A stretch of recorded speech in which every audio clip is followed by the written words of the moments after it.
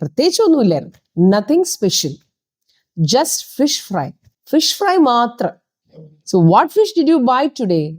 ഇന്ന് എന്ത് ഫിഷാ വാങ്ങിച്ചത്? ഇപ്പൊ കുറച്ച് നേരത്തെ ആയിരിക്കുമല്ലോ വാങ്ങിച്ചത്, അതുകൊണ്ട് ഞാൻ സിമ്പിൾ പാസ്റ്റിലാക്കി. What fish did you buy today? I bought ആഗോലി. ഞാൻ ആഗോലിയാണ് വാങ്ങിച്ചത്. ഐ ബോട്ട് ആഗോലി. ബോട്ട് BOUGHT ആണ്. ചിലരറിയാതെ ബ്രോട്ട് എന്ന് പറയും. ബ്രോട്ട് എന്ന് പറഞ്ഞാൽ കൊണ്ടുവന്നു എന്നാണ്. അതാണ് ആ ഒരു 6 വന്നു കഴിയുമ്പോൾ ഉള്ള വ്യത്യാസം. ആ വേർഡ്സ് ഒന്ന് ശ്രദ്ധിച്ചോട്ടോ. ഐ ബോട്ട്, പൈസ കൊടുത്ത് വാങ്ങിച്ചാൽ അത് ബോട്ടാണ്. ഐ ബോട്ട് ആഗോലി. ഞാൻ ആഗോലിയാണ് വാങ്ങിച്ചത്.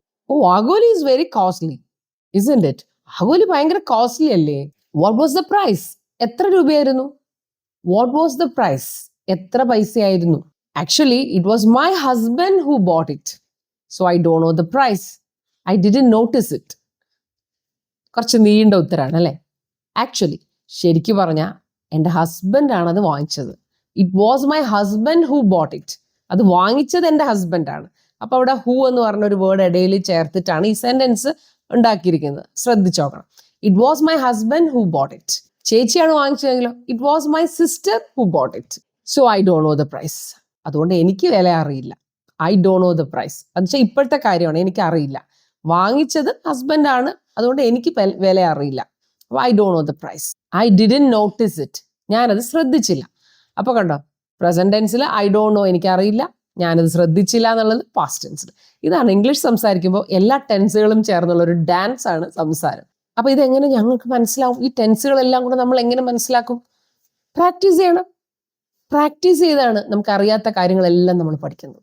അത് ആദ്യം മനസ്സിലാക്കുക. So practice it, practice it, practice it. Didn't you make fish curry? Fish curry വെച്ചില്ലേ? ഇവിടെ do you make fish curry എന്ന് ചോദിച്ചാൽ ഫിഷ് കറി ഉണ്ടാക്കാറുണ്ടോ എന്നാണ് കേട്ടോ. ഇവിടെ ഡിഡിന്റ് യു മേക്ക് എന്നാണ് ഞാൻ ചോദിച്ചത്. അപ്പോൾ ഫിഷ് കറി വെച്ചില്ലേ? ഇവിടെ ഞാൻ എന്തുകൊണ്ട് ഡിഡ് യു മേക്ക് എന്ന് ചോദിക്കായിരുന്നു? അത് എനിക്ക് അങ്ങനെയല്ല ചോദിക്കാൻ തോന്നിയത്. അതുകൊണ്ട് വേണമെങ്കിൽ എനിക്ക് ചോദിക്കാൻ did you make fish curry, നീ ഫിഷ് കറി വെച്ചോ എന്ന്. പക്ഷെ എൻ്റെ മനസ്സിൽ എനിക്ക് അങ്ങനെ ചോദിക്കാനല്ല തോന്നിയത്, വെച്ചില്ലേ എന്ന് ചോദിക്കാനാണ് എനിക്ക് തോന്നിയത്. അതുകൊണ്ട് ഞാൻ എന്ത് ചെയ്തു? Didn't you make fish curry? നീ ഫിഷ് കറി വെച്ചില്ലേ? നോ വി ഡിഡിന്റ്, ഞങ്ങൾ വെച്ചില്ല. Then what did you